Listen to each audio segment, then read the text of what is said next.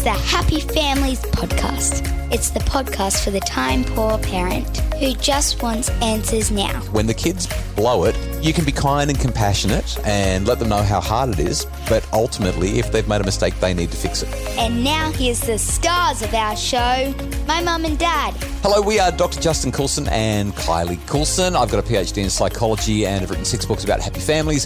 And Kylie, my wife, mum to our 6 daughters, married to me for, we're about to celebrate an anniversary in a couple of weeks, 23 years. Best 23 years, Mum. Thank you, honey. That's great. Hey, we love getting your ratings and reviews via whatever app you're listening to the podcast on.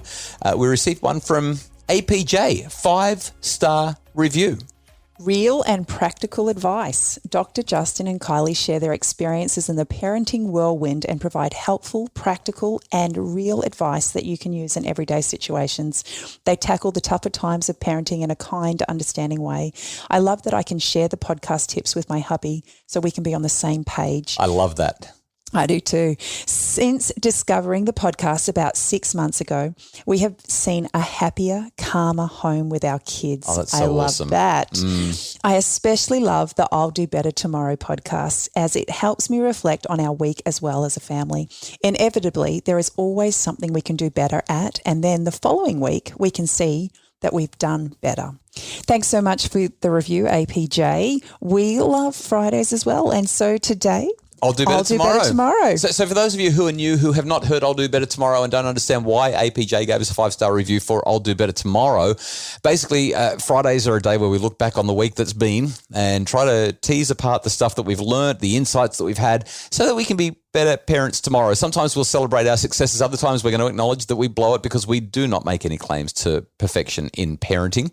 And I reckon that this is one of our favorite episodes each week as well, because that review helps us to set an intention. It helps us to be better parents. Well, who's going to go first today? I think you should. Well, I had a first this week in the parenting world. We did. Well, we did. Our family did. We have never, in the 22 years we've been parents, we have never had to call an ambulance. No, which is a good thing, right? It is a good thing. Although there's probably a few times when we could have, but we just decided not to. Yeah, so today this is why I'm going to actually share this experience, because it was a really big learning experience for me as a mum. I look at ambulance and paramedics and all of that as being that they deal with the life-threatening stuff. Yeah, you do not dial 000 unless your life is in the balance. Yeah. And so I've had lots of experiences with our children where I've been a little bit out of my comfort zone, but there is no thought in my mind that I should call an ambulance. But this weekend we had one of our children who had a gastro bug. It was not nice, and I'll spare you all the details. But we got to a point where we were just really out of our depths. And after a number of episodes, realised that we probably needed some help. Okay, so just a little bit of context, because I think we need to colour this in just a little more. This particular child was very, very, very sick, woke up in the middle of the night and fainted. And was out cold. About 5 minutes. For a good 5 minutes, we could not wake her up. But eventually we did get her woken up, and it wasn't that she was asleep. She had passed out because of her illness. But we got her back to bed and got everything cleaned up and all the drama associated with that. And then early in the morning, once again, she passed out for somewhere between 5 and 10 minutes. Just absolutely gone. Couldn't wake her up with water. Ashen in colour. Yeah, looked like she was no dying. Response. But once again, we knew that she just had a bug, and we were like, well, we could take her to the hospital, but let's just get her back into bed and get her resting. She's got a pulse, she's breathing, everything's going to be fine. And when you have those kind of bugs, you kind of have, a pretty massive episode and you seem to kind of pass through it. And so... Or it passes through you. Sorry, I shouldn't have said that. And so in my mind, having been that person, she actually has this from me.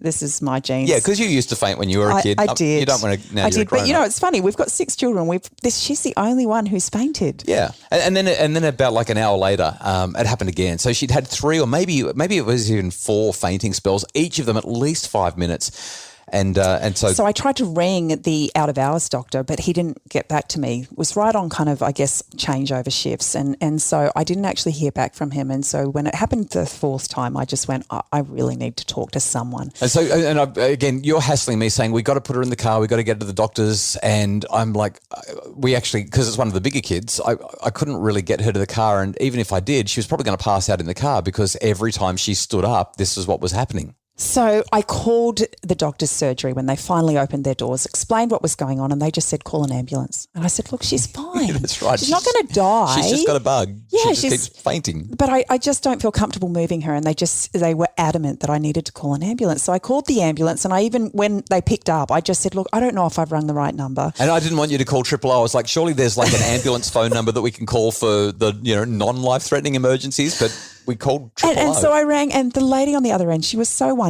She asked me all of the triage questions, and she just made me feel so at ease that, number one, I had done the right thing, that I wasn't that parent who was overreacting to the situation, and that somebody would be there to help me soon. Well, I didn't realise soon meant 3 minutes later. Yeah, like the ambos showed up in no time. Were there in an instant. And when I talked to the guy at the other end, which is why I wanted to share this today, I just said, I've had 6 children and I have been in lots of scary situations, but I have never in a million years thought to ring an ambulance because I see you guys as being the ones who, come to help those people who are literally at their last, on their last legs. And I said, I would hate to think that I'm taking you away from someone else that really, really needs your help. And he just said to me, he said, you 100% did the right thing, first of all.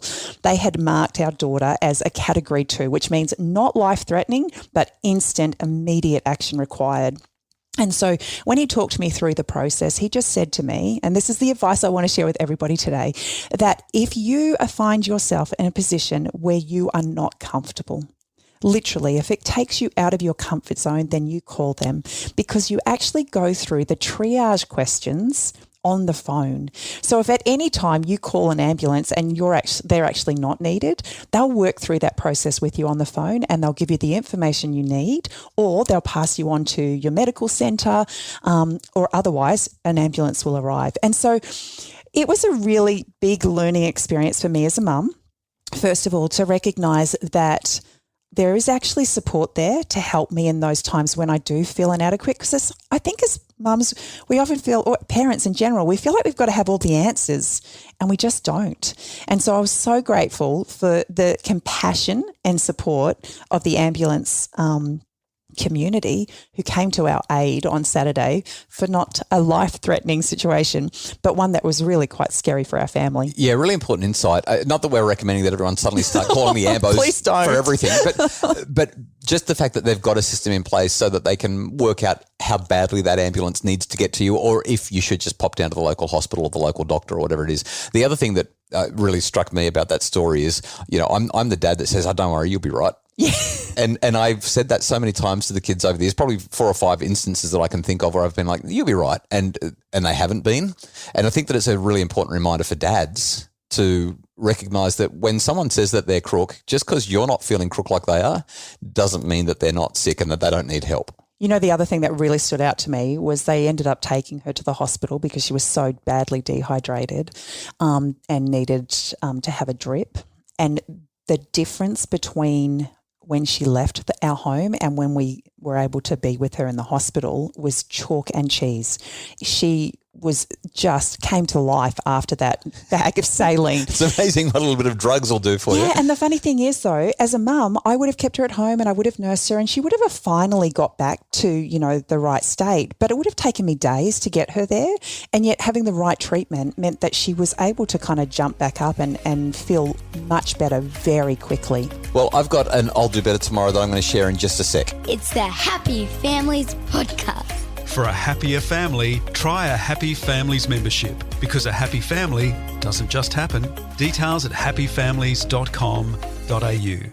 It's the Happy Families Podcast, the podcast for the time-poor parent who just wants answers now. And today we are sharing our parenting insights from this week just gone. Justin, what have you got to share with us today? Yeah, well, mine's not nearly as dramatic as yours, but I think that is a really great parenting tip or a really important insight.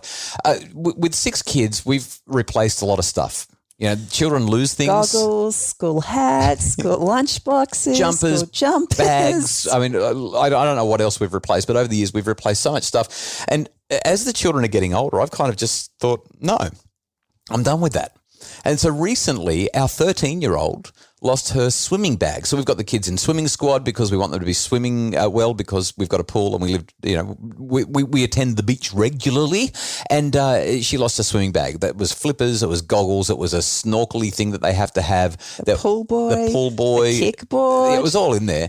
And she said, well, Dad, and it was a brand new set. Yeah. So I had brought her a brand new set during the day that she was then going to be swimming. So nothing had been marked, and I didn't realise that she was planning on leaving the swimming bag with the rest of her squad's stuff that they do every day. Yeah, not going to take the bag home. You're just going to leave it because that's what teenagers do. That's right. But without any name on it, somebody has said, "You beauty." So she's lost it, and she needed to have it replaced, and it was $200 worth. And I just said to her, "I'm not paying." That's going to hurt. Yeah. So she took me to the swimming shop and we bought all of the gear, and it cost, I think it was $190 odd or something like that. And I said, well, how are you going to pay this back, kiddo? And she said, well, you already owe me for some chores. And we worked out what I owed her, and there was a bit of money there. And she said, and I've got that job. So she's a bit entrepreneurial. She's pretty keen on finding unique, well, not even unique, just any way to earn money. And one of our neighbours is selling their house. They've moved out. And so she mows the lawn. She's negotiated a $50 a week fee for mowing the lawn. Who pays that? And within a very, very short time, she's going to have this thing paid off. And it's not even bothered her. She's like, yeah, that's cool. I'll pay for it. And I can go without some money for a few weeks so I can get this done. But she's looking after the new swimming gear a whole lot better. The first thing she did was say, Mum, can you please put my name on all of this? She so did. I was like, I'm not going to go through this again. And I just thought...